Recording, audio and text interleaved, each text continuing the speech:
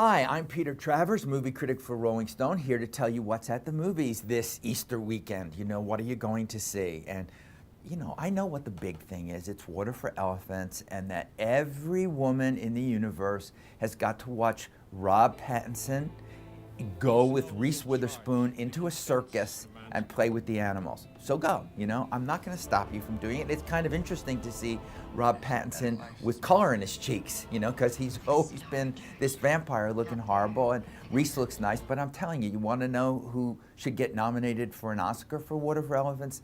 The elephant Rosie. She's 9,000 pounds, you know, and she steals every scene she's in.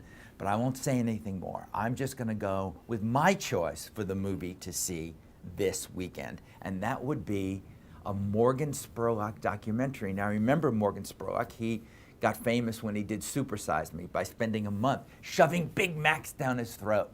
You know, and he's done other things, Freakonomics, and he's looked for Osama bin Laden, but now he's made, I think, the best documentary he's done since Super Size Me, and it's called The Greatest Movie Ever Sold. Well, what does that mean? It means that he got so tired of watching product placement everywhere, that we live in a world of advertising, that it's all around us.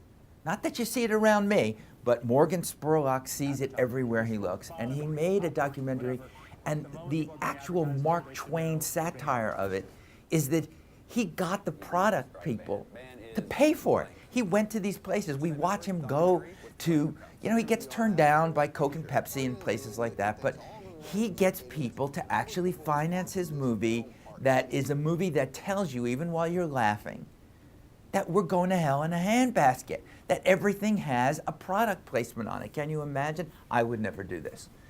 So much so that to get extra money, he went to POM Wonderful, which is the only product I'm mentioning. POM Wonderful is a pomegranate juice. And for an extra $1 million, they got to change the title of this movie, which is why I'm saying it, to POM Wonderful Presents The Greatest Movie Ever Sold. Can you throw up? Now, again, you'll be laughing. It's great to watch him go to these places. He even interviews filmmakers.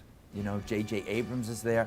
My favorite was Brett Ratner, the man who brought us such great epics as the Rush Hour trilogy. And he is asked, how could you put products, how can you have your actors holding up something like that in front of them? And he says, artistic integrity? Whatever. You know, because these movies get millions to put a product in there. If you got a movie star and you just put a soft drink in front of their head, they're gonna do it.